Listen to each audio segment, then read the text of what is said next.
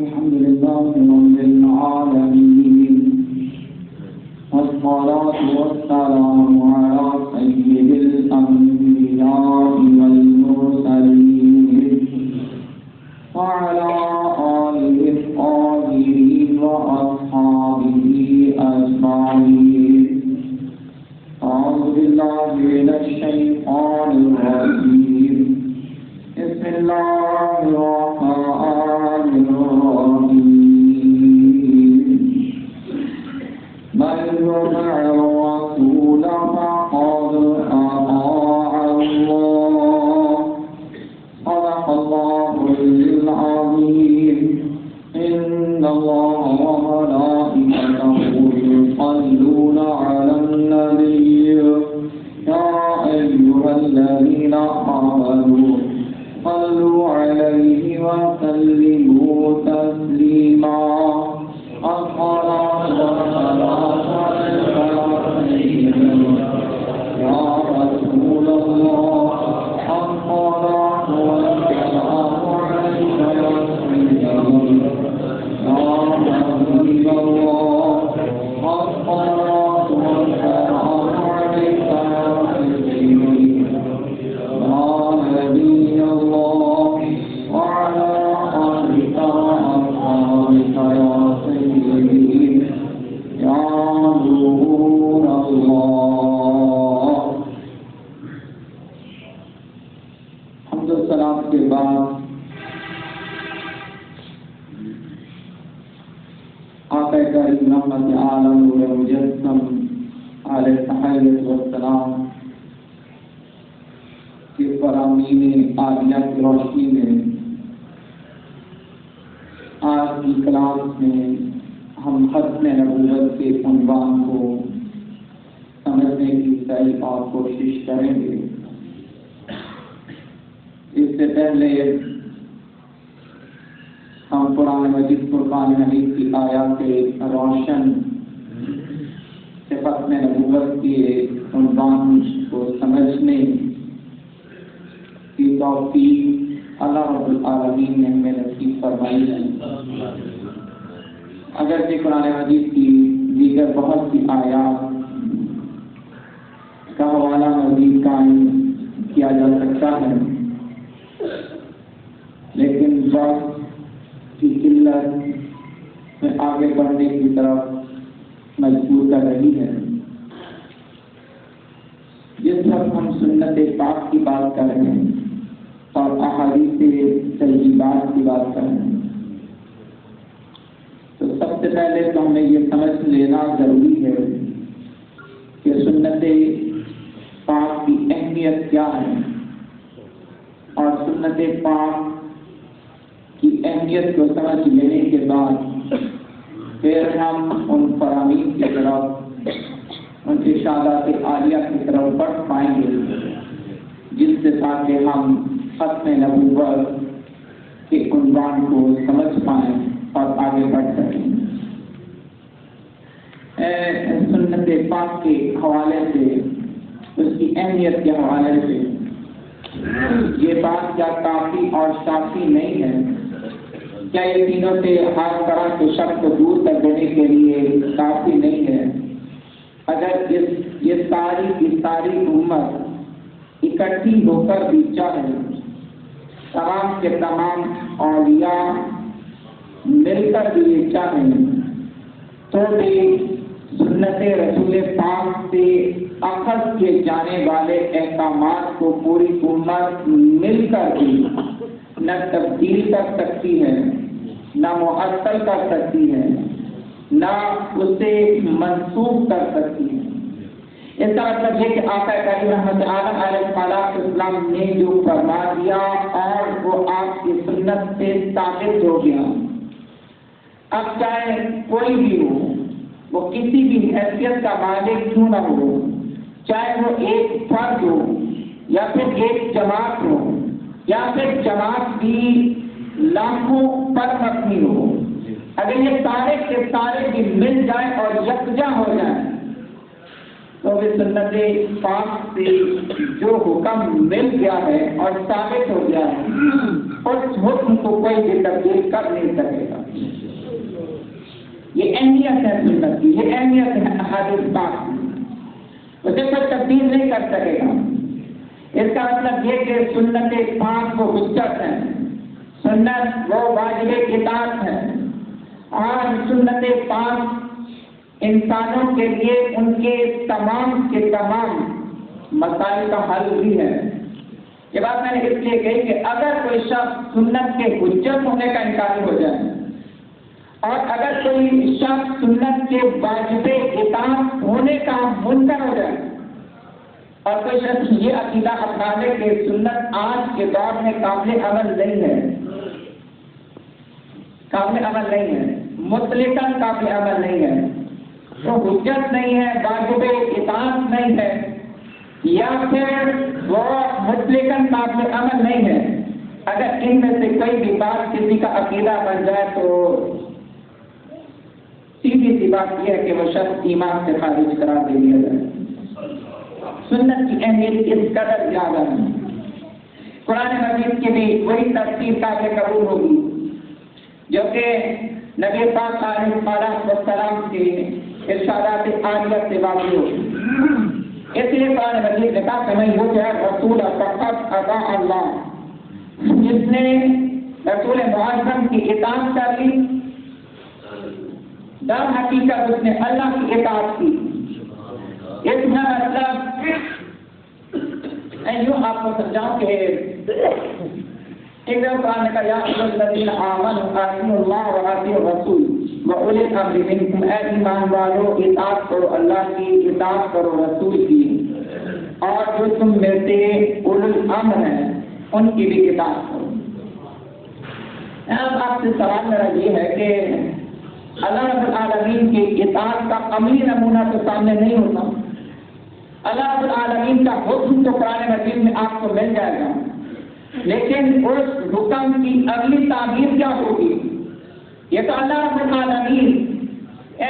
کی ذات سے اور احکام سے واضح نہیں ہو سکتی۔ ایک کتاب کی مثال یہ کہ اقیم الصلاۃ، قرآن نے حکم دیا نماز قائم کرو، یہ رب کا حکم ہے، یہ رب کا حکم ہے کہ نماز قائم کرو، لیکن نماز کے قائم کرنے کے لیے رب العالمین کی اپنی ذات کا کوئی عملی نمونہ تو ممکن ہی نہیں ہے، ممکن ہی نہیں ہے، یہ تو ہو ہی نہیں سکتا۔ آپ نے قرآن مجید میں حکم دیا کہ یا ایھا الذین آمنوا کتب علیکم الصیام، کہ تم پر روزے فرض کر دیے گئے، روزے رکھو، لیکن رب العالمین اس کا عملی نمونہ اور رب العالمین کی ذات سے یہ ممکن نہیں ہے، یہ ہو نہیں سکتا۔ اب اس کا مطلب یہ کہ حکم رب دے تو اس کی رب کے حکم کی اطاعت کرنے کے لیے کو جو عملی نمونہ دیکھنا پڑے گا، رسول اللہ علیہ السلام جی کا دیکھنا پڑے گا۔ وہ کہ نماز کیسے پڑھیں کہ جیسے تم مجھے دیکھتے ہو کہ میں نماز پڑھ رہا ہوں، ویسے نماز پڑھ لیا کرو۔ اب آگے چلیں، اب اگر کوئی شخص کوئی بھی ہو، کتنے بھی درجے اور مرتبے کا ہو، کسی بھی حیثیت اور کسی بھی مقام کا ہو، کتنا بھی مستقل ہو، کتنا بھی عالم ہو، فاضل ہو، مقتدر ہو، بادشاہ ہو، حکمران ہو، اور کتنا بھی بڑا شعبہ باز ہو، چاہے وہ آپ کو کمالات دکھائے، آپ نے بتایا کہ اگر وہ کوئی حکم ایسا دے جو کہ نبی پاک علیہ السلام کے دین کے، شریعت کے اور سنت کے خلاف ہو، تو کیا وہ قابل عمل ہوگا؟ اس کا مطلب یہ ہوا کہ رب العالمین کا کوئی عملی نمونہ انسانوں کے سامنے ہوتا نہیں ہے، اور جو باقی مخلوقات ہیں ان سب کی اطاعت صرف اس وقت اطاعت کی جا سکتی ہے جب وہ مصطفیٰ کریم کے مطیع ہو اور تابع دار ہو، تبھی وہ ہوگی۔ اب اس کا مطلب یہ ہوا کہ کائنات میں اگر کوئی واحد ذات جو قابل اطاعت بنا کر بھیجی گئی ہے،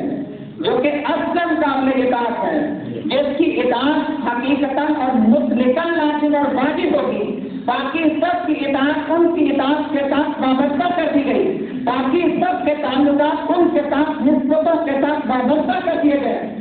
تو وہ صرف اور صرف مصطفیٰ کریم علیہ السلام کی بات ہے، حضور کی اکیلی ذات، نبی پاک علیہ السلام کی اکیلی ذات مقدسہ، جن کے ساتھ اطاعت کے سارے رشتے جوڑ دیے گئے. اب چاہے جس مرضی طرف سے دیکھ اور سمجھ لیں، مستقل اور مطلق اطاعت کا جو عملی نمونہ ہے اور نبی پاک علیہ السلام کی ذات اقدس ہے. اس کا مطلب یہ کہ نبی پاک علیہ السلام کی ذات سے آگے نکل کر چھوڑ کر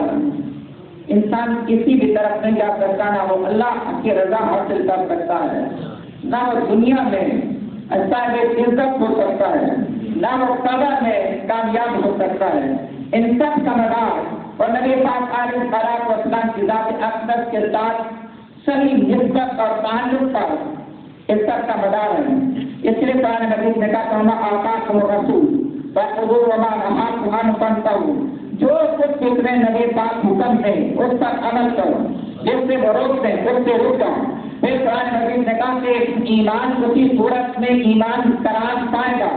جس وقت نبی پاک علیہ السلام کے مطیع ہو جائے. یہ مشہور واقعہ ہے کہ وہ جو منافق بشر تھا اور کس نے کہا تھا کہ میں نبی پاک علیہ السلام کا فیصلہ نہیں مانتا بلکہ یہ فیصلہ میں کسی اور سے بھی کرواؤں گا. اور پھر وہ حضرت ابو بکر کے پاس گیا، حضرت عمر کے پاس گیا. حضرت عمر رضی اللہ تعالیٰ عنہ نے تلوار نکال کر اس کی گردن اس کے جسم سے جدا کر دی. یہ سب جدا کر دیا اور شور بچ گیا کہ حضرت عمر نے ایک مسلمان کو قتل کر دیا، ان سے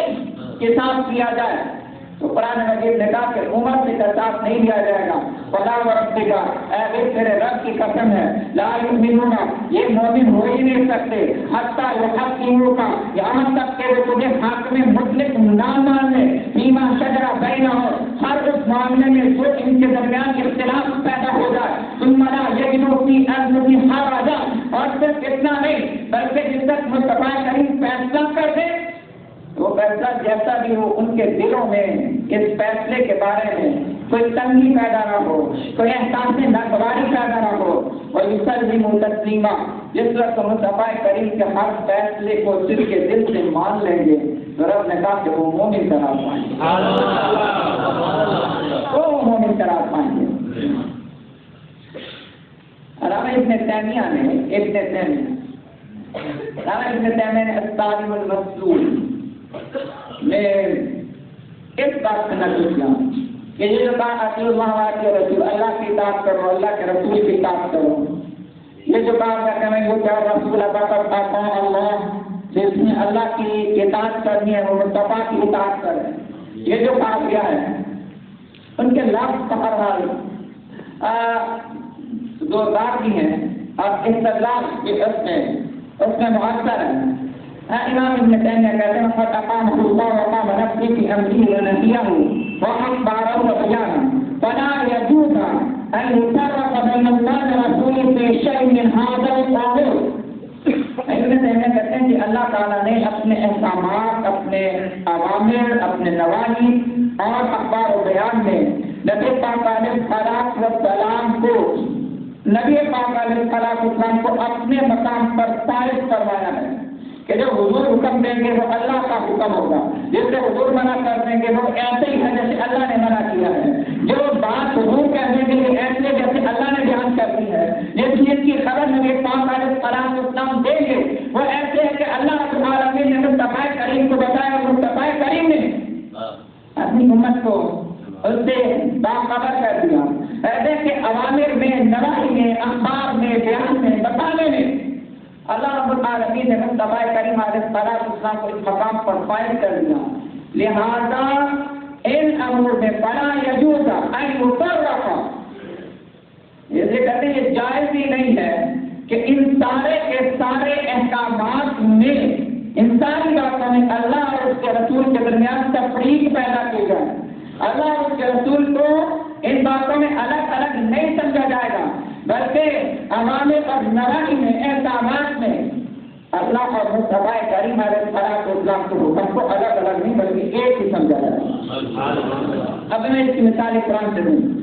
قرآن میں سے ایک مثال دے کر اب سے میں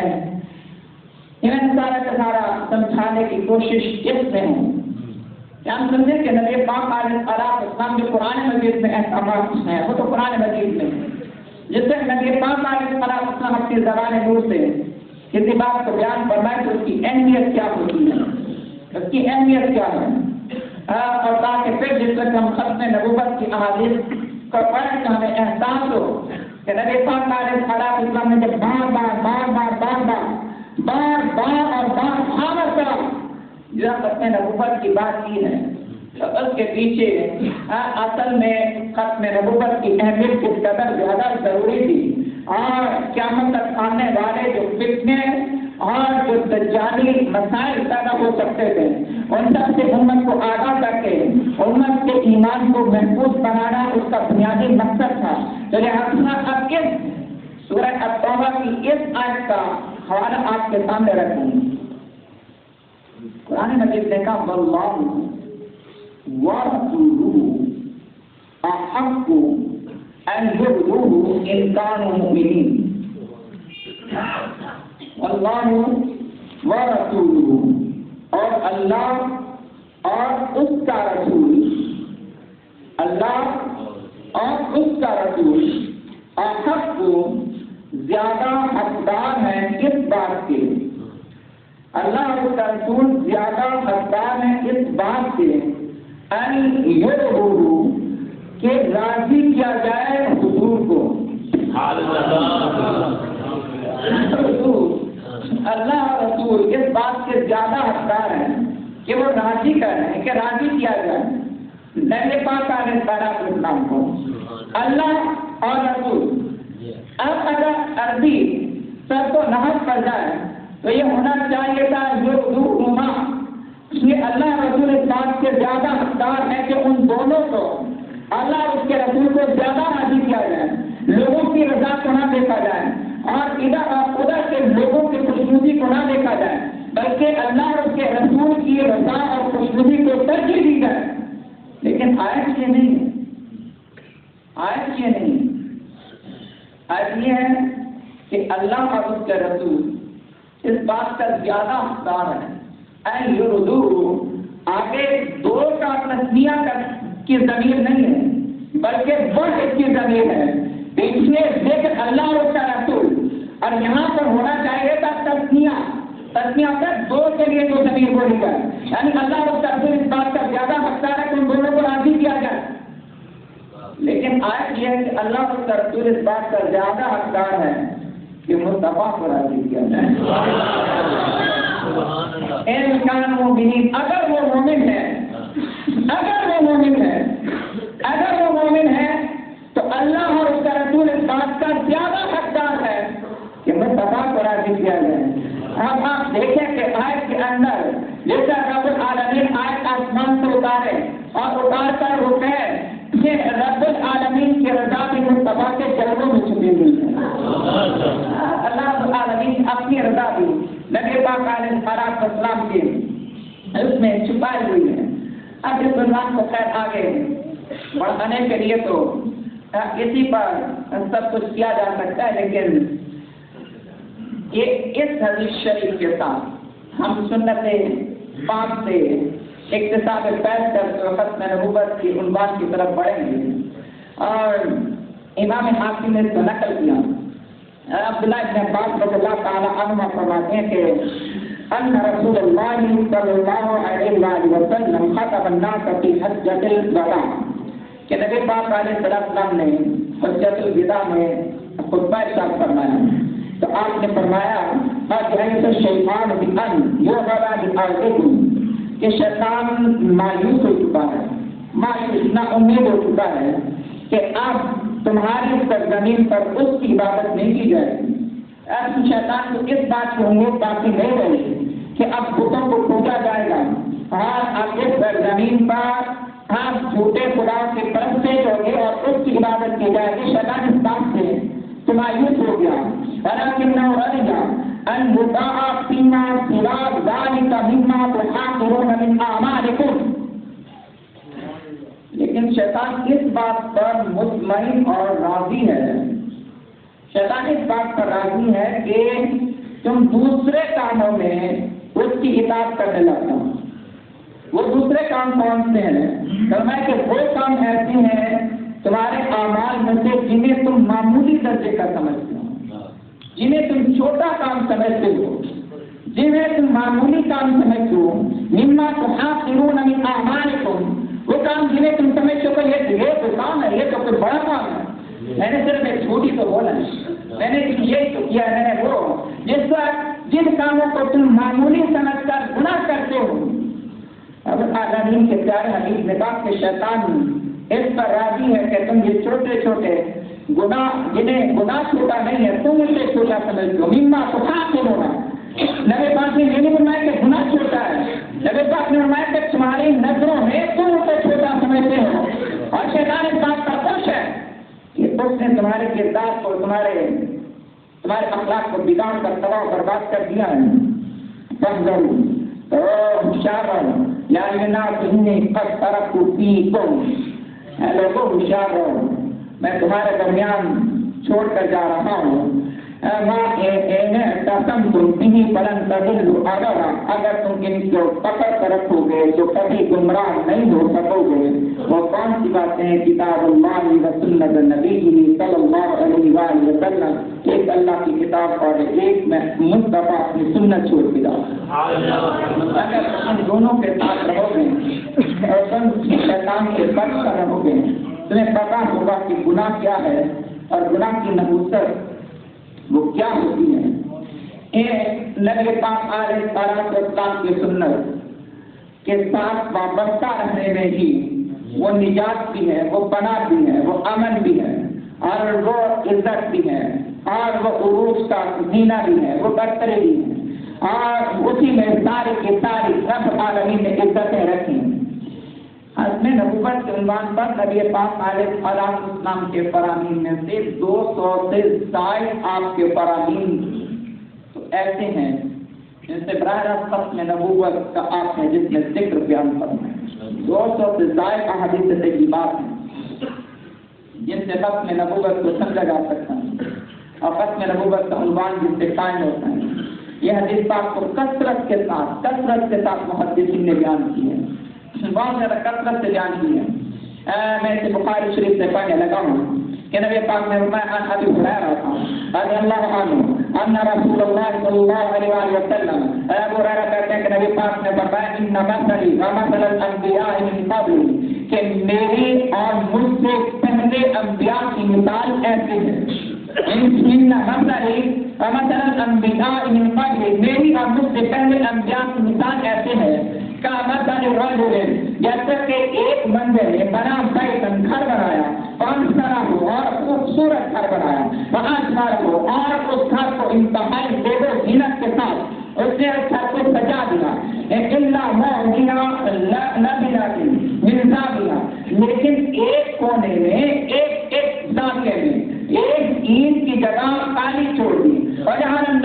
और जब लोग यतूफ़ून बिही, जिस वक्त लोग आते पूरे घर को घूमकर चक्कर लगाकर देखते, और वो घर की तारीफ करते और कहते कि घर बड़ा खूबसूरत है, बड़ा आलिशान है। वो कहते हैं लेकिन ये क्या, अगर इस जगह पर ये ईंट क्यों ना रख दी गई, ये जगह खाली क्यों छोड़ दी गई, इस जगह पर बाकी सारे घर में कहीं कोई कमी नहीं है, लेकिन ये इस जगह पर इस ईंट की जगह खाली क्यों छोड़ दी गई। फिर उन्होंने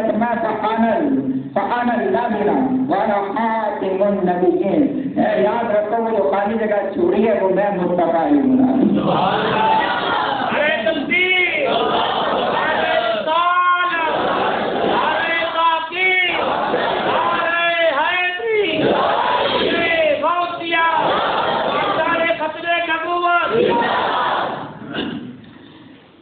यहाँ पर कहा कि वह अना खातिमुन नबिय्यीन, ताकि वो आखिरी जो जगह छोड़ी गई वो आखिरी ईंट जो है वो मैं हूँ, आखिरी ईंट मैं हूँ और मैं खातिमुन नबिय्यीन हूँ। दूसरी जगह फरमाया हदीस शरीफ से ये तो लफ्ज़ मुख्तलिफ हैं, फरमाया कि मसल व मसल अंबिया का मसल कस्र अहसन बुनियान व तरका मिनहु मौतिहा लबिनतिन फसाफ़ बिही लुज़ाम فتعجبوا من حسن بنيان إلا موضع تلك اللبنة لا يعلمون غيرها। نقول فرمائے لوگ آتے ہیں، عالی شان محل ہے، محل بڑا زبردست ہے، اور جس وقت دیکھنے والے آتے ہیں وہ نظارہ دیکھتے ہیں اور وہ پورے محل کو ڈھونڈتے کامل ہے، کہیں پر کوئی عیب دکھائی نہیں دیتا، کہیں پر کوئی کمی لا یعیبون غیرہا، انہیں کسی بھی جگہ پر کوئی کمی دکھائی دیتی نہیں ہے، لیکن بس وہ جگہ جو کہ خالی چھوڑ دی گئی، پھر انہوں نے کہا بکنت انا موضع تلک اللبنہ فتن بی الرسل، وہ میں ہوں اور مجھ پر رسولوں کا خاتمہ کر دیا۔ یہاں سے کہا ختم بی الرسل، ایک اور جگہ پر امام بخاری نقل کرتے ہیں، اس کے آخری لفظ پر تو کہا کہ فانا موضع اللبنہ، میں وہ اینٹ ہوں جیتو فختمت الانبیاء فختمت الانبیاء فختمت الانبیاء، بس میں آ گیا ہوں اور میرے آنے سے نبوت کا دروازہ بند کر دیا۔ اچھا اس کا مطلب یہ کہ یہاں کا خاتم النبیین فختمت الانبیاء ختم بی الانبیاء ختم بی الرسل ختم بی الرسل ختم بی الانبیاء ختمت الانبیاء وانا خاتم النبیین، ہر طرح سے حضور نے فرمایا کہ نبوت ختم ہو گئی، نبوت ختم ہو گئی، نبوت ختم ہو گئی۔ اب آپ مجھے بتائیں کہ یہاں کی خاتم کا معنی مور لگانے والا ہے، چپا لگانے والا ہے۔ یہاں تو حضور نے فرمایا کہ وہ جگہ خالی تھی، وہ جگہ خالی تھی، اس جگہ کو پر کرنے کے لیے میں آ گیا ہوں، اب اس جگہ کو پر کر دیا میں نے، اب پر کر دیا تو اس کا مطلب یہ کہ اب سے یہ محل مکمل ہو گیا۔ اس پر قادیانی کہتے ہیں کہ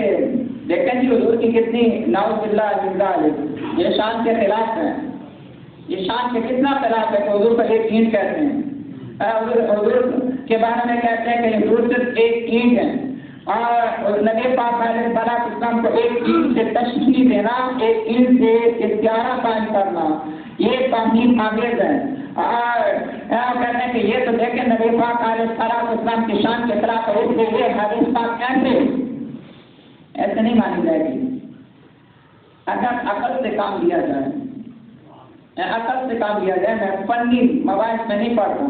کہ جس وقت تشبیہ قائم کی جاتی ہے تو وہ مطلقاً تشبیہ نہیں ہوتی، بلکہ کسی ایک وقت میں تشبیہ قائم کی جاتی ہے، لیکن اس بات کو بھی ابھی فنی بات کو چھوڑ کر آپ صرف اس بات کو سمجھیں کہ اصل میں نبی پاک علیہ السلام نے مثال یہ دی کہ ایک عمارت تھی، عمارت بڑے خوبصورت تھی، ایک محل تھا، محل بڑا خوبصورت تھا، دیکھنے والے جب تک اس محل کو دیکھتے تھے تو واہ کرتے تھے، وہ سبحان اللہ بھی کہتے تھے، لیکن ساتھ وہ یہ بھی کہتے تھے کہ محل ابھی نہ مکمل ہے، ابھی محل مکمل ہوا نہیں ہے، گھر بنا اچھا ہے، گھر بڑا خوبصورت ہے، لیکن گھر ابھی مکمل نہیں ہوا، ابھی عمارت مکمل نہیں ہوئی، ابھی اس کو تکمیل کی ضرورت ہے۔ اور اس کا مطلب یہ کہ نبی پاک نے مثال دے کر کہا کہ جو دین حضرت آدم سے شروع ہوا تھا وہ دین بڑا سونا دین ہے، جو انبیاء کرام آئے، وہ انبیاء کرام جو شریعتیں لے کر آئے، وہ ساری کی ساری شریعتیں بڑی اچھی اور بڑی اعلیٰ، اور سارے انبیاء کی ساری شریعتوں کو اکٹھا کر کے، سارے انبیاء کی ساری نبوتوں کو جمع کر کے رب العالمین نے نبوت کا جو محل تعمیر کیا، وہ سارا محل تھا تو بڑا عالیشان، لیکن مصطفیٰ کے بغیر تھا نہ مکمل۔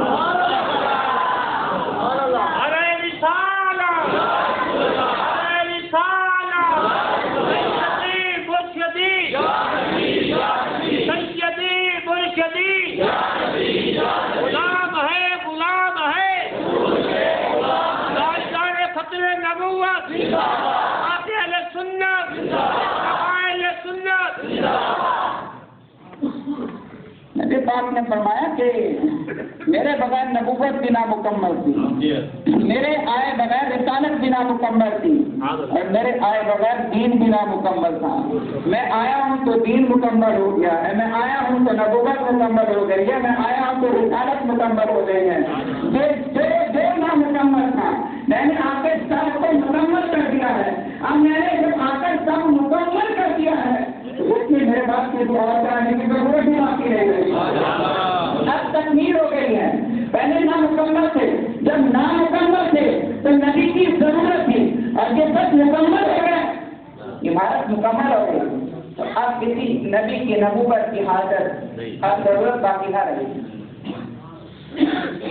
اگر یہ لفظ خاتم کا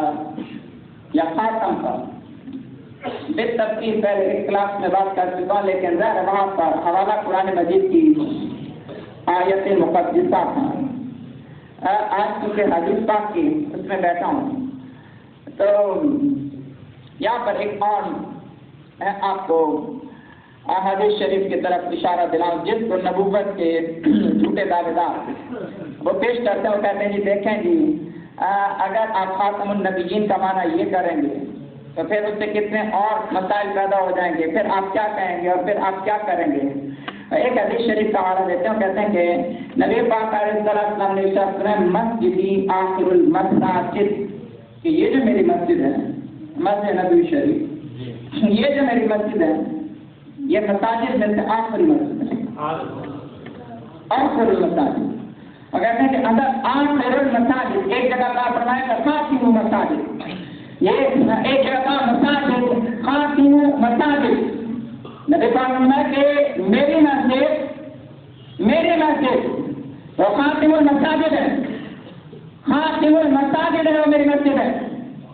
کہتے ہیں کہ خاتم المساجد کا مطلب اگر آپ یہ تو نہیں دیکھ سکتے کہ اب مسجدیں نہیں بنتی، اب مسجدیں بننا بند ہو گئی ہیں۔ اس کا مطلب یہ کہ خاتم المساجد کا معنی ایسا کرنا پڑے گا جس سے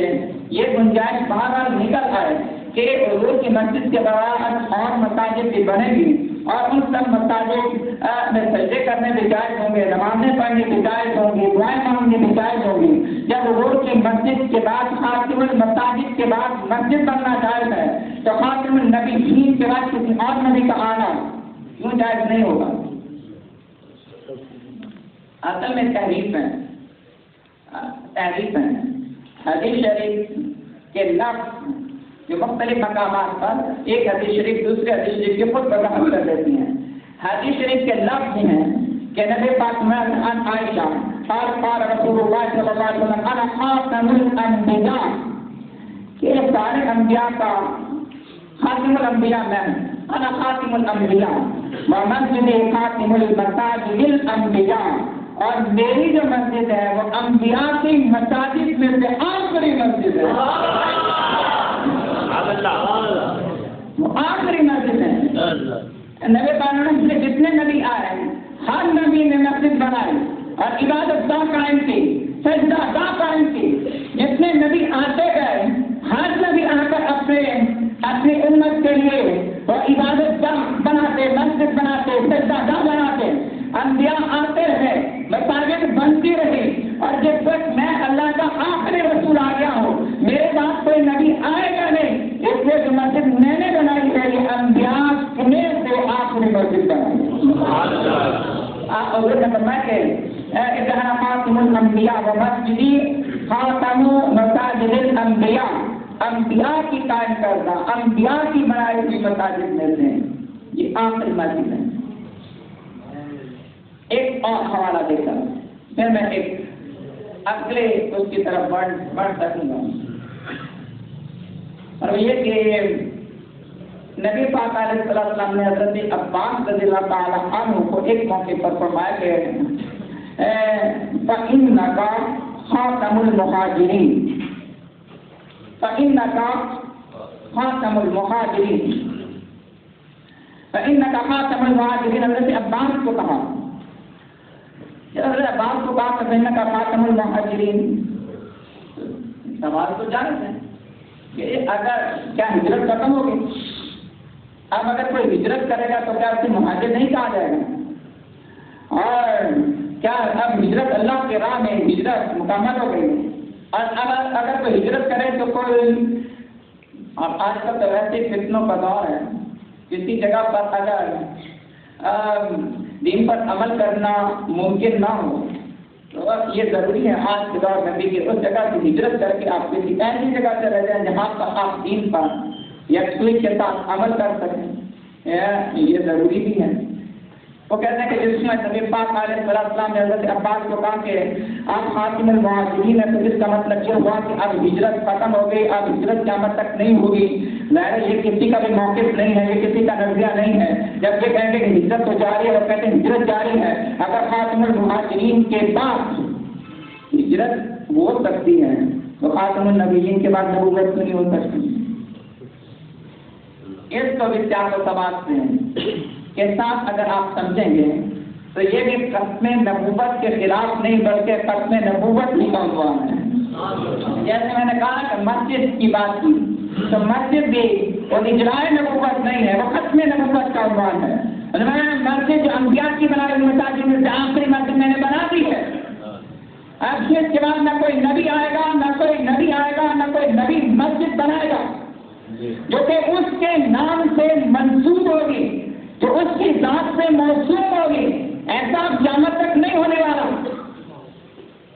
تو آپ کے پاس مساجد انبیاء یہاں پر اصل میں حدیث شریف ایسے ہے، لما اوتي رسول الله صلی اللہ علیہ وسلم بالعطار قال عباس یا رسول اللہ دعني فاخرج الى مکہ فاهاجر اليك كما هاجر المهاجرون اليك۔ جس میں نبی پاک علیہ السلام مدینہ پاک سے مکہ شریف کی طرف 8 ہجری میں چلے تھے تاکہ مکہ شریف کی فتح اللہ نصیب فرما دے۔ تو جس میں آپ جا رہے تھے تو حضرت عباس رضی اللہ تعالیٰ عنہ آپ کو ملے اور حضرت عباس رضی اللہ تعالیٰ عنہ نے حضور سے کہا کہ یا رسول اللہ میں تو اب مکہ چھوڑ کر ہجرت کر کے مدینہ جا رہا ہوں، ہجرت کر کے مدینہ جا رہا ہوں، اور اب یہ کہ آپ مدینہ پاک مکہ شریف تشریف لے کر آ رہے ہیں، آپ مکہ شریف سے مدینہ پاک لے کر آ رہے ہیں، تو میں تو چاہتا تھا کہ میں جاؤں مکہ سے مدینہ جاؤں جیسے باقی مہاجرین نے ہجرت کی ہے آپ کی محبت میں، تو میں بھی ہجرت کروں تاکہ مجھے بھی ہجرت کا اجر مل جائے۔ لیکن اب آپ آ رہے ہیں تو میں ہجرت کیسے کروں؟ مجھے اجازت دے دیں، دعنی فاخرج الی مکہ کا، مجھے اجازت دے کہ تاکہ میں یہاں سے مدینہ جاؤں پھر واپس آ جاؤں تاکہ مجھے ہجرت کا اجر مل جائے۔ تو نبی پاک علیہ السلام نے فرمایا کہ ایک دل یا امی اے چچا بیٹھ جا، ایک جگہ ایک منی اے میرے چچا ایک میراث ہے، فانت خاتم المہاجرین کما انا خاتم النبیین۔ نبی پاک نے فرمایا کہ فتح مکہ کے بعد مکہ سے مدینہ کی طرف جو ہجرت ہے وہ ختم ہو گئی ہے، وہ ہجرت دوسری بات تھی، وہ ہجرت لا ہجرت بعد الفتح ہے، فتح مکہ کے بعد یہ والی ہجرت تو ختم ہو گئی۔ اب اس ہجرت میں آخری مہاجر جس نے مکہ سے مدینہ کی طرف ہجرت کی ہے، میں مصطفیٰ کہتا ہوں کہ تم مدینے تک پہنچے نہیں ہو، تمہاری ہجرت مکمل نہیں ہوئی۔ میں نے پھر وہ سند دے دی ہے کہ اللہ رب العالمین نے تمہیں ہجرت کرنے کا شوق عطا فرما دیا۔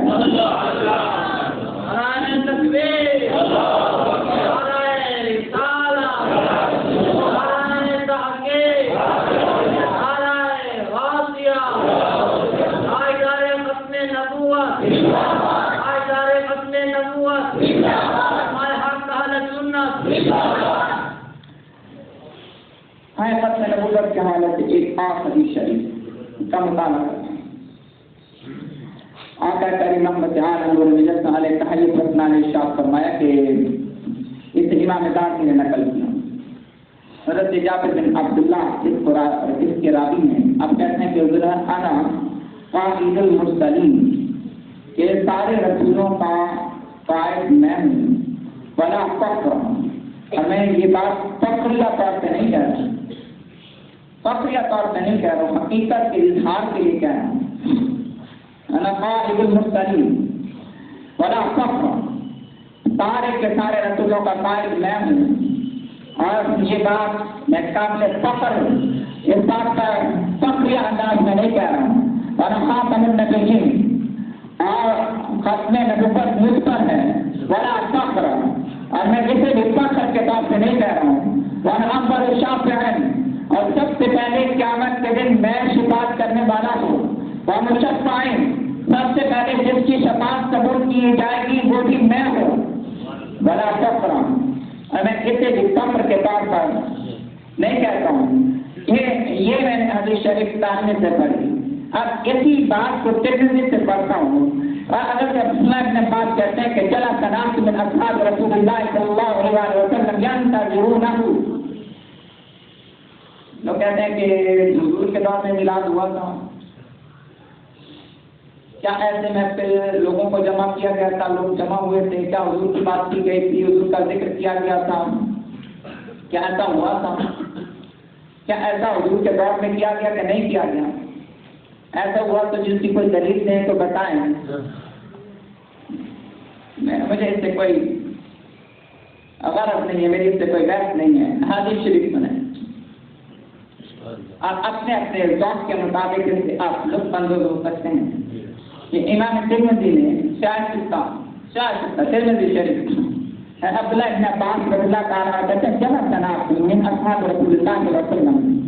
ایک دن حضور کے صحابہ جمع ہو کر بیٹھے تھے، اکٹھے بیٹھے تھے، جمع ہو کر بیٹھے تھے، ینتظرون، اور وہ انتظار کر رہے تھے حضور کی آمد کا، وہ منتظر بیٹھے تھے کہ حضور تشریف لے آئے، ینتظرون فخرج، اور یہاں تک کہ حضور تشریف لے آئے، حتیٰ اذا دنا منہم، جب نبی پاک ان کے قریب ہوئے، ذرا قریب ہوئے، سمعہم، تو حضور نے سنا، یتذاکرون فسمع حدیثہم، نبی پاک علیہ السلام ان کی وہ باتیں سن لی جو کہ وہ آپس میں کر رہے تھے، فقال بعضهم، تو ان میں سے ایک نے کہا عجباً، یہ کتنی زبردست عجب بات ہے، ان اللہ عز وجل اتخذ من خلقه خلیلا اتخذ من ابراہیم خلیلا، جس میں اللہ رب العالمین نے اپنے مخلوق میں سے کسی کو خلیل بنانا چاہا تو نگاہ انتخاب ابراہیم پر جا کر ٹھہر گئے، اور اللہ نے ابراہیم علیہ السلام کو اپنا خلیل بنا دیا۔ فقال آخر، نبی پاک علیہ السلام کا ایک اور صحابی اور غلام بولا، ماذا اعجب من کلام موسیٰ کلمہ تکلیما، اس سے بھی زیادہ عجیب بات ابراہیم علیہ السلام کے خلیل بنانے سے بھی زیادہ حاجت اور زیادہ زبردست اور عالیشان بات تو یہ ہے کہ اللہ نے موسیٰ علیہ السلام سے کلام کیا۔ فقال آخر، ایک اور صحابی بولے، فعیسیٰ، اور عیسیٰ علیہ السلام کی شان کا تو کیا کہنا ہے، کلمۃ اللہ وروحہ، کہ وہ اللہ کے کلمے اور اللہ رب العالمین کی طرف سے ان کی روح پھونکی گئی۔ فقال آخر، ایک اور صحابی بولے، آدم اصطفاہ اللہ، کہ آدم علیہ السلام کی شان وہ کتنی بلند ہے کہ اللہ نے ان کو چن لیا۔ فخرج علیہم، اتنی دیر میں حضور قریب آ گئے، حضور قریب آ گئے، فسلم، نبی پاک علیہ السلام نے سلام کیا، وقال، اور حضور نے کہا قد سمعت کلامکم وعجبکم، اور میں نے تمہارا کلام بھی سنا، اور جن جن باتوں پر تم نے اظہار تعجب کیا ہے میں نے وہ باتیں بھی سن لی ہیں۔ ان ابراہیم خلیل اللہ، کہ بے شک ابراہیم اللہ کے خلیل ہے، وہ کذالک، اور یہ بات سچی اور حقیقت پر مبنی ہے، موسیٰ نبی اللہ، اور موسیٰ علیہ السلام کو اللہ نے نجات دی ہے، وہ کذالک، اور یہ بات اسی طرح سے ہے، وہ عیسیٰ روح ہو اور کلمۃ ہو، اور عیسیٰ علیہ السلام اللہ کے کلمہ اور اس کی طرف سے روح ہے، یہ بات بھی وہ کذالک اسی طرح سے ہے، وہ آدم اصطفاہ اللہ، وہ کذالک، اللہ رب العالمین نے آدم کو چنا ہے، اور یہ بات حقیقت پر مبنی ہے۔ اعلیٰ، لیکن اب خبردار دھیان سے تم میری بات کو سنو، وانا حاضر باللہ وانا فخر، اور میں اللہ کا محبوب ہوں، یہ بات فخر کے طور میں نہیں کہہ رہا ہوں۔ کوئی خلیل ہے، کوئی خلیل ہے، لیکن کہا کہ میں حبیب ہوں، میں حبیب ہوں، اور یہ بات فخر کے بعد نہیں کہتا، وانا حامل لواء الحمد یوم القیامۃ ولا فخر، قیامت کے دن ہم کا ڈنڈا جس کے ہاتھ میں ہوگا وہ میں مصطفیٰ ہوں، اور یہ بات فخر کے طور سے نہیں کہتا ہوں۔ وہاں پر شاف ہے، سب سے پہلے شفاعت کرنے والا میں ہوں، وہاں پر مشفع یوم القیامۃ ولا فخر، اور قیامت کے دن جس کی شفاعت سب سے پہلے سنی جائے گی وہ میں ہوں، وہاں اول میں مخرج وخرق الجنہ، اور سب سے پہلے جنت کے دروازے کی کنڈی جو بجائے گا وہ میں مصطفیٰ۔ وَيَفْتَحُ اللَّهُ، دروازہ میں سے کھول دیا جائے گا، جنت کھول دی جائے گی، جنت میں کون جائے گا؟ جنت میں کون جنت میں کون جائے گا؟ تو مراد یہ کہ حضور کے ساتھ کون جائے گا؟ نبی پاک نے فرمایا کہ میں دروازہ بجاؤں گا، ہاں سب سے پہلے میں ہی بجاؤں گا، اس سے پہلے جنت کے دروازے بند ہوں گے، میں جا کر بجاؤں گا تو دروازہ کھل جائے گا۔ یہ بات ٹھیک ہے کہ آپ حضرت بلال رضی اللہ تعالیٰ عنہ کا نام لے لیں، اہل بیت اطہار کا لے لیں، دیگر اصحاب پاک کا نام لے لیں، یہ ساری باتیں آپ جو اپنے اس کے مطابق کہیں گے، لیکن ترمذی شریف کے لفظوں حضرت بلال صحابہ بھی پڑھے، اہل بیت بھی پڑھے ہیں، میں تو اور بات کرنے لگا ہوں، اور بات کہنے لگا ہوں، وہ تو ہے ہی ہے، وہ جو ہے ہی ہے نا، وہ تو ہے ہی ہے، اور اس میں تو کوئی دوسری بات ہو نہیں سکتی، لیکن حضور رحمت للعالمین ہے، نبی پاک علیہ السلام اس امت کے لوگوں سے، اپنی امت سے پیار کرنے والے ہیں، کبھی کسی نے کسی سے اتنا پیار نہیں کیا مخلوق میں سے جتنا حضور نے اپنی امت سے کیا، کبھی کسی نے اتنا پیار نہیں کیا۔ اور ظاہر ہے اس دنیا میں ہر بندے کے اپنے اپنے مسائل ہیں، مجبوریاں ہیں، لیکن جو امیر لوگوں کی اپنی محبتوں کے انداز رسوا ہوتے ہیں، لیکن غریبوں کے سینے میں جو سکھی دل ہوتا ہے اس کی قدر زمانے والے جانے نہ جانے۔ نبی پاک علیہ السلام کی یہ حدیث میں سن لیں، کوئی غریب کو ٹوٹے مارے تو مار دے، کوئی اسے دھکے دے دے تو دے دے، کوئی اس کے بچوں کو روٹی دے یا نہ دے، یہ الگ سے بات اور معاملہ ہوگا، لیکن سنیں نبی پاک نے میں بخاری پہلا پر جنت، قیامت کے دن جنت کا دروازہ سب سے پہلے میں وہ پپا ڈاک کر بجاؤں گا اور اس کی کنڈی جس وقت میں ہلاؤں گا، اور جنت کا دروازہ میرے لیے کھول دیا جائے گا، ہاں تو میں اس میں داخل ہو جاؤں گا، اور میرے ساتھ ہوں گے والا فقرا، جتنے مومن فقیر غریب ہوں گے وہ سارے میرے ساتھ ہوں گے، جتنے مومن فقراء ہوں گے وہ سارے میرے ساتھ ہوں گے۔ جمع کے ساتھ کہا فقراء المؤمنین، فقراء المؤمنین، میری امت میں وہ مومن جو فقراء المؤمنین، فقراء ہمارا جس مرضی انداز میں آپ کر لیں، لیکن عام کے انداز میں قرآن مجید میں کہا انما الصدقات للفقراء والمساکین، انما الصدقات۔ لوگ پوچھتے ہیں کہ یہ زکات کس کو دیں، یہ صدقات کس کو دیں، تو کہا فقیروں کو دینا، فقیروں کو دیں۔ میں یہاں بھی فقہی بحث میں یا فقہی اس میں اصطلاحات میں نہیں جاتا کہ فقیر اور مسکین میں کیا فرق ہے، فقیر اور مسکین میں کوئی بھی فرق آپ گن لیں، اس کا مطلب یہ کہ جو تنگ دست ہوتا ہے، جو اپنی ذریعہ معاش کے لیے جس جہد کا کام ہوتا ہے، ہاں اس کے لیے زندگی کا پہیہ کھینچنا وہ دشوار اور مشکل ہو جاتا ہے۔ انہوں نے کہا کہ کوئی اور بات کرے نہ کرے، جس وقت میں جنت میں جانے لگوں گا تو جتنے مومن فقیر ہوں گے میں سب کو اپنے دامن میں ساتھ لے کر اپنی کالی کمری میں سمیٹ کر جنت میں لے جاؤں گا۔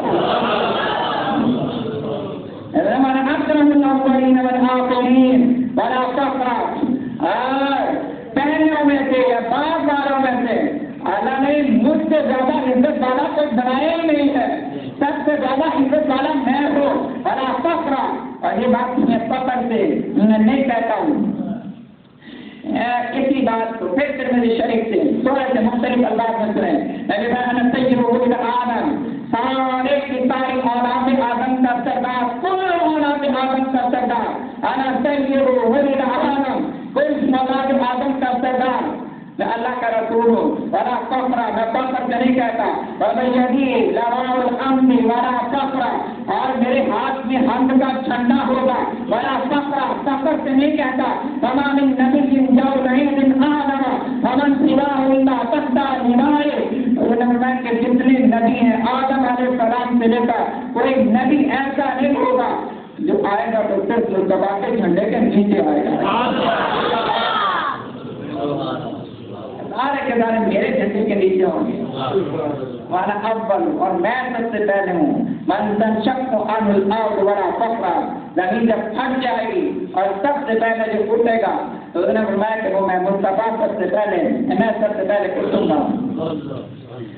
یہ حضور نے خود کہا، یہ نبی پاک علیہ السلام نے خود یہ ساری باتیں ارشاد فرمائی، یہ ساری باتیں خود کہیں، ختم نبوت کا عنوان سمجھ میں آنا چاہیے آپ کو۔ اور اب اس حدیث پاک کو طبرانی نے جس وقت بیان کیا تو یہ وہی واقعہ ہے یا پھر کوئی اور واقعہ ہے؟ ہو سکتا ہے کہ یہ کوئی اور واقعہ ہو، کیونکہ یہاں پر صورتحال تھوڑی سی اس سے مختلف ہے۔ حضرت عبداللہ ابن عباس کہتے ہیں کہ تم نقلی حلقۃ فی المسجد، کہ ہم مسجد میں دائرہ بنا کر حلقہ بنا کر بیٹھے تھے، نتذاکر فضائل الانبیاء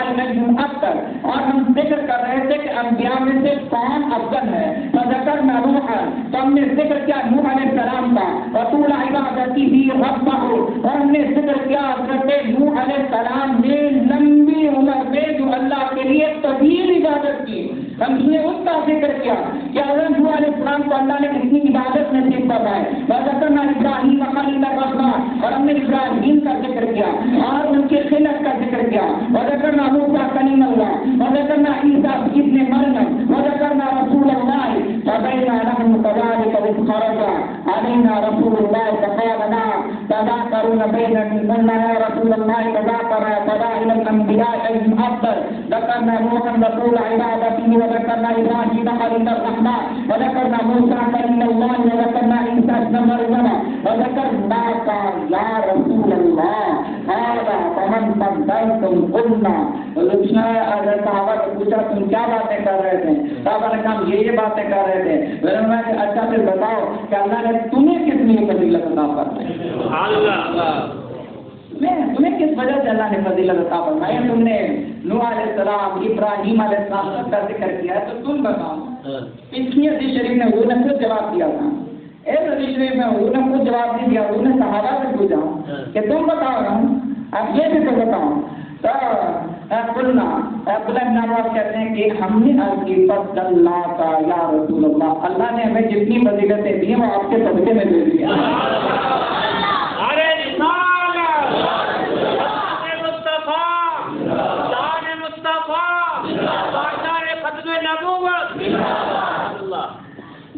بعثك الله إلى الناس كافة وغفر لك ما تقدم من ذنبك وما تأخر. اور اللہ رب العالمین نے آپ کو کل انسانیت کی طرف رسول بنا کر بھیجا، اور اللہ رب العالمین نے لکا اگر سببیہ ہوگا، لکا میں کام اگر سببیہ ہو، زمانہ ہوگا کہ اللہ نے آپ کے سبب سے معاف کر دیے گناہ پہلوں کے بھی بعد والوں کے بھی. وَأَنْتَ خَاتَمُ الْأَنْبِيَاءِ، اور اے حضرت آپ تو خاتم الانبیاء ہیں. اور حدیث شریف میں حضور نے خود بیان کیا، یہاں حضور نے صحابہ سے پوچھا تو صحابہ نے بھی نبی پاک علیہ السلام کے فضائل بیان کیے، حضور کی شان بیان کی، رفعت شان مصطفیٰ کریم کا تذکرہ کیا، چرچا کیا، اور چرچا کر کے آخری بات کہ کہے کہ آپ خاتم الانبیاء ہیں. میں آپ سے کہوں یہ جتنی احادیث آپ نے اب تک سنی ہے اس پورے کے پوری کلاس میں، آج 7واں دن ہے، آپ ساری احادیث کو ایک دفعہ دوبارہ ذہن لینا ہے. اگر ساری نہیں تو آپ کو اکثر احادیث کے آخری لفظوں میں، جس میں حدیث شریف ختم ہوتی ہے تو آخری لفظ جہاں پر حدیث مکمل ہوتی ہے، وہ جب مکمل ہوتی ہے تو کہیں خاتم النبیین آ جاتا ہے، کہیں خاتم الرسل آ جاتا ہے، کہیں خاتم الانبیاء آ جاتا ہے. اس کا مطلب یہ کہ جب سارے فضائل بیان کر کے اور جب ساری باتیں کر کے پھر جب تک بات کو مکمل اور منعقد کیا جاتا تو اس کے صحابہ کہتے ہیں، تو آخر میں کہتے ہیں کہ آپ خاتم الانبیاء ہیں، خاتم النبیین ہیں، جس میں نبی پاک علیہ السلام گفتگو کرتے اور سارا کا سارا عقیدہ بیان کرتے. تو آخر میں بات کو منعقد اور تاکید کے لیے، مکمل کرنے کے لیے آخر جو لفظ اپنی زبان نور سے فرماتے وہ بھی ختم نبوت ہی پر یہ کہ آخر میں جو بات کہی جاتی ہے وہ تو اصل میں ساری کی ساری بات کا خلاصہ ہوتی ہے. اس لیے ان ساری کی ساری آپ احادیث طیبات میں دیکھیں کہ آخر میں ختم نبوت کی بات کو اس لیے کیا گیا تاکہ اس سے بیان ہو، اس سے سمجھ میں آئے کہ ختم نبوت کا عنوان اس قدر زیادہ ضروری ہے. اب وقت بھی میرے پاس بہت زیادہ باقی نہیں بچا، نہ ابھی احادیث شریف کو میں نے آج کی کلاس میں جو پڑھانے کے لیے یا حوالہ قائم کرنے کے لیے جو جمع کی تھی ان میں سے تو بہت ساری باتیں رہ گئی. اب وقت کو سامنے رکھتے ہوئے بس یہ ایک حدیث شریف یہ آخر ایک یا دو احادیث کو جلدی سے بیان کر کے مکمل کروں. میں حوالہ دے دوں، اسے ابن کثیر نے بیان کیا، اسے سبری نے جامع البیان میں بیان کیا، اور اس جامع مقدس نے الاحادیث المختارہ میں بیان کیا. سبری اور ابن کثیر بڑا حوالہ ہے. علامہ ابن کثیر کی تفسیر القرآن العظیم جو ہے وہ ایک بڑا حوالہ ہے، علامہ ابن کثیر نے اس کو بیان کیا، علامہ طبری نے اس کو بیان کیا۔ حدیث شریف کیا کہ حضرت انس کہتے ہیں کہ نبی پاک علیہ السلام جس وقت معراج کی رات چلے، معراج کی رات سفر شروع کیا اور ہوا یسیر اذا لقیہ خلق اللہ فسلموا علیہ، نبی پاک علیہ السلام جس وقت معراج کے سفر میں تھے تو نبی پاک علیہ السلام کی ملاقات ایک گروہ سے ہوئی، خلق اللہ مخلوق کے ایک گروہ سے ہوئی، ایک جماعت سے آپ کی ملاقات ہوئی۔ فسلموا علیہ، اس جواب میں حضور نبی پاک علیہ السلام کو سلام کیا۔ اب وہ سلام کن لفظوں کے ساتھ کیا؟ انہوں نے سلام عرض کیا، السلام علیک یا اول، السلام علیک یا آخر، السلام علیک یا حاشر، ایسا کہ ہے جو سب سے پہلے ہے اس کو سلام ہو، جو سب سے آخر میں اس کو سلام ہو، اور جس کے قدموں میں ساری انسانیت سے جمع ہونا ہے اس کو سلام ہو۔ تین عالم ارواح کی بات بھی کر لی، عالم دنیا کی بات بھی کر لی اور عالم حشر کی بات بھی کر لی۔ السلام علیکم یا اول، جو تقریب میں اول ہے انہیں سلام ہو، السلام علیکم یا آخر، جو نبیوں میں سب سے آخر ہے انہیں سلام ہو، السلام علیکم یا حاشر، اور جن پر قیامت کے دن کل انسانیت جمع کی جائے گی ان کو سلام ہو۔ قال جبریل نے کہا کہ محمد صلی اللہ علیہ وسلم علیہ، آپ کو پتا ہے کہ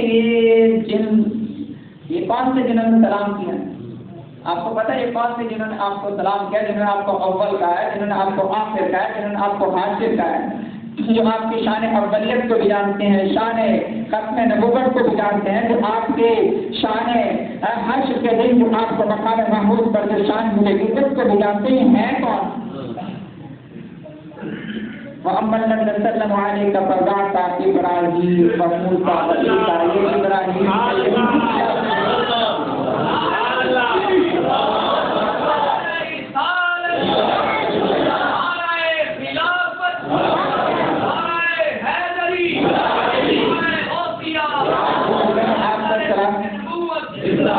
آپ کو سلام کیا ہے، یہ ابراہیم سے، یہ ابراہیم کہہ رہے تھے یا اول، یہ موسیٰ علیہ السلام سے جو کہہ رہے تھے یا آخر، یہ حضرت عیسیٰ علیہ السلام سے جو آپ کو کہہ رہے تھے السلام علیکم یا حاجر، یہ جو جماعت مل کر آپ کو سلام کر رہی تھی۔ سبحان اللہ۔ میری اس بات کو جو محبت سے سن لیں تو میں اسی پہ دعا کر رہا ہوں، کوئی ہم سے پوچھے کہ مل کر سلام پڑھنا جائز ہے کہ نہیں ہے تو ہم کہیں گے یہ انبیاء کی سنت ہے، آپ یہ حدیث شریف پڑھ لینا، انبیاء مل کر اکٹھے ہو کر یکجا ہو کر نبی پاک علیہ السلام کو سلام کر رہے ہیں۔ اور یہ لفظ پہ سن لیں، یہ ابن کثیر نے بیان کیا ہے، اسے طبری نے لکھا ہے، اور یہ ابن کثیر اور طبری تو آج کے دور کے فرقہ وارانہ دور کے مفسر تو نہیں ہے، یہ تو صدیاں گزر گئی جب انہوں نے جس تک یہ فرقے بڑے نہیں تھے، جس تک یہ فساد ابھرے نہیں تھے، جس تک یہ فتنے پیدا نہیں ہوئے تھے، جس تک یہود و نصارہ نے امت کو توڑا نہیں تھا، اس وقت یہ مفسرین نے تفاسیر لکھی۔ تو اب اگر کوئی پیچھے کے کیا اکٹھے ہو کر مل کر کھڑے ہو کر سلام پڑھنا چاہیے، میں کہ پھر حدیث شریف سنیں کہ یہ جس وقت کے سارے انبیاء حضور سے ملاقات ہو تو یہ سارے انبیاء کھڑے ہو کر مل کر کہہ رہے تھے السلام علیکم یا اول، السلام علیکم یا آخر، السلام علیکم یا حاشر۔ اس میں اولیت کی ہے، اس میں ختم نبوت کی ہے، اس میں وہ اگر حدیث شریف آپ کو یاد ہے جو میں نے معراج شریف یہ کیا ہے ختم نبوت کا، جس میں کہا کہ رب نے کہا وجعلتک فاتحا و خاتما، کیا میں نے آپ کو اول بھی آپ کو بنایا آخر بھی آپ کو بنایا، وجعلتک فاتحا و خاتما۔ ہاں وقت مکمل ہو گیا انشاءاللہ عزیز، کل پھر ہم کچھ تھوڑا سا اور آگے بڑھیں گے، کچھ ان احادیث سے یہ بات کا حوالہ قائم کروں گا کل انشاءاللہ جن سے ختم نبوت پر نقد زنی کرنے کی کوشش کی گئی ہے اور جن کو جواز بنا کر جھوٹا جواز بنا کر دو احادیث تو آج بھی میں نے اس حوالے سے لی ہیں، لیکن کل انشاءاللہ عزیز جو ہے ان احادیث طیبات سے ہم استدلال کریں گے، سمجھنے کی کوشش کریں گے کہ جن احادیث کو سے جھوٹی دلیل گھڑ کر ختم نبوت کے عقیدے پر نقد زنی کرنے کی کوشش کی گئی ہے، وہ احادیث طیبات کون سی ہیں اور ان کا صحیح معنی اور مفہوم کیا ہے۔ جتنا وقت اللہ نے نصیب فرما دیا اس میں ہم اس کو سمجھنے کی کوشش کر لیں گے۔ باقی انشاءاللہ عزیز مجھے امید ہے کہ یہ سارے ماشاءاللہ بڑے پڑھے لکھے سمجھدار لوگ ہیں، باقی کو جو رہ جائے گا وہ خود بھی پڑھ لیں گے۔ یہ سوال پوچھا گیا ہے، السلام علیکم، وعلیکم السلام ورحمۃ اللہ وبرکاتہ، مسجد الحرام کا نام الحرام سے کیوں پکارا جاتا ہے؟ اس مسجد میں کیا ہوا تھا؟ مسجد حرام کو اس لیے یہ حرمت سے ہے، اس کا مطلب عزت والا گھر، اللہ کا گھر ہے، اللہ کا گھر سے بڑھ کر حرمت والا گھر کون سا ہوگا؟ یہ اصل میں شاید میرا خیال ہے جہاں سے یہ سوال لگتا ہے کہ جس ذہنی کنفیوژن سے یہ کوشچن کریٹ ہوا ہے وہ یہ کہ ہم تو حرام جو اردو میں استعمال کرتے ہیں وہ تو ایک منفی معنی میں استعمال کرتے ہیں، یہ چیز حرام ہے تو اس ایک منفی معنی ہے، تو شاید ہو سکتا ہے کہ اس بنا پر یہ ذہن میں سوال پیدا ہوا ہے۔ تو مسجد الحرام سے مراد ہے حرمت والی مسجد، عزت والی مسجد، شان والی مسجد، حرمت سے یہ لفظ ہے۔ تو مسجد حرام سے بڑھ کر حرمت والی جہاں اللہ کا گھر ہے، یہاں بیت اللہ شریف ہے، اس سے بڑھ کر وہاں پہ کیا ہوا تھا؟ وہاں پہ مصطفیٰ نے کعبہ کے چکر کاٹے تھے، بس وہاں پہ یہی ہوا تھا۔ الحمد للہ رب العالمین، الحمد للہ رب العالمین، والصلاۃ والسلام علی سید الانبیاء والمرسلین وعلی آلہ وصحبہ اجمعین۔ ربنا ظلمنا انفسنا وان لم تغفر لنا وترحمنا لنكونن من الخاسرین۔ ربنا لا تزغ قلوبنا بعد إذ هديتنا وهب لنا من لدنك رحمة إنك أنت الوهاب۔ یا رب العالمین، یا الہ العالمین، یہ جو لاہور میں دہشت گردی ہوئی ہے اس سے جو بے گناہ لوگ شہید ہو گئے، جان بحق ہو گئے، یا رب العالمین سب کی بخشش فرما، سب کے درجات بلند فرما، یا رب العالمین اس پاک وطن کی حفاظت فرما، یا رب العالمین کے شہروں گلیوں بازاروں کو یا رب العالمین اپنی پناہ کا قلعہ نصیب فرما دے۔ اے میرے کریم مالک، ان نظریات کا خاتمہ فرما دے، جن نظریات کی قطن سے یہ دہشت گرد جنم لیتے ہیں، یہ دہشت گردی جنم لیتے ہیں، یا رب العالمین، یا رب العالمین، یا رب العالمین اس پاک زمین کو محبت کرنے والوں کا وطن بنا دے، امن والوں کا وطن بنا دے، رنگ روح والوں کا وطن بنا دے۔ اللہ اس پاک وطن کی پاک فضاؤں میں اپنے پاک حبیب کا پاک نظام نصیب فرما دے، اللہ بیماروں کو شفا عطا فرما دے، اموات کی بخشش فرما دے، اے رب العالمین جس کی جو دعا ہے قبول فرما، جس کی جو بھی مشکل ہے اس کو آسان فرما، اے رب العالمین اس کلاس کے دوران جو لوگ مختلف مقامات پر ڈیوٹیاں سر انجام دیتے ہیں، اے رب العالمین ان سب کو جزائے تقدیر نصیب فرما دے، اللہ اجر جزیل عطا فرما دے، برکت رحمت نصیب فرما دے، اور صلی اللہ تعالی علی خلق محمد وعلی آلہ اجمعین برحمتک یا ارحم الراحمین۔